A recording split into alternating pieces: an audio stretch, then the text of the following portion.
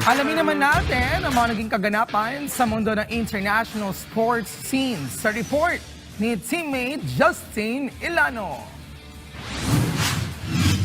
Magiging bagong muka ng isang basketball video game franchise ang San Antonio Spurs big man na si Victor Wembanyama para sa 2027 edition ng naturang laro. Napili bilang cover athlete ng sikat na video game ang reigning NBA Defensive Player of the Year matapos ang kanyang dominanteng 2026 season kung saan pinangunahan nito ang Spurs sa una nitong finals run magmula pa noong 2014. Tampok si Wemby sa standard edition cover kung saan isang 97 overall rating ang panghahawakan nito sa laro, bahagyang mas mataas sa kanyang 88 overall noong nakaraang edisyon. Matatanda ang pumangatlo ang 22-year-old sa league MVP voting, kasunod ni na Denver Nuggets big man Nikola Jokic at ngayon reigning MVP Shai Gilgeous-Alexander nang magtala ito ng 25 points at 11.5 rebounds per game, habang hawak ng San Antonio ang regular season record na 62 wins and 20 losses. Samantala, bibida naman si WNBA star Caitlin Clark sa deluxe edition ng laro, habang si former NBA MVP Derrick Rose naman ang mukha ng Ultra Edition, ang kanyang pangalawang appearance sa kanyang karera. Nakatakdang ilabas sa publiko ang early access ng laro ngayong darating na August 28, habang sa September 4 naman ang official release nito sa lahat ng gaming platforms.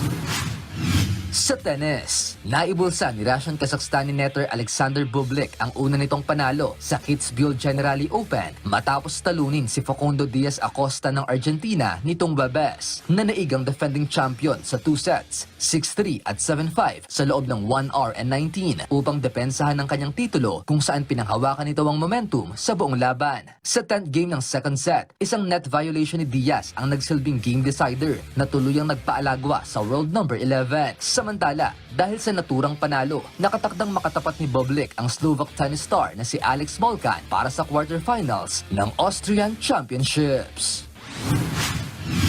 At sa motorsports, nakatakdang magarahe si Australian racing driver Oscar Piastri sa unang practice session para sa paparating na Hungarian Grand Prix. Yan ang naging desisyon ng McLaren matapos ang 8-lap collision nito sa umu-overtake na Ferrari driver na si Charles Leclerc, na naging dahilan ng kanyang 5th place finish sa Belgian GP. Matatandang naglabas ng hinaing ang 25-year-old ukol sa naturang maneuver kung saan dapat anyang patawan ng penalty si Leclerc, kung saan bukod sa delikado ito, 0.3 seconds ang nawala sa kanya kada lap sa kabuuan ng laban. Bago ang naturang dikdikan ng dalawa, nauna nang nagbanggaan ng kabaro ni Leclerc na si Lewis Hamilton at George Russell, na naging dahilan naman ng lap 1 retirement nito na siya ring kinainis ng Mercedes operator.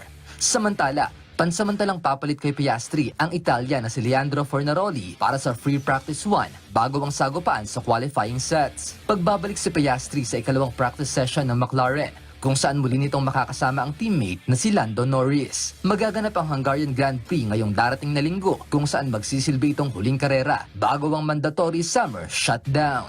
Justin Ilano para sa Pambansang TV, para sa Bayan.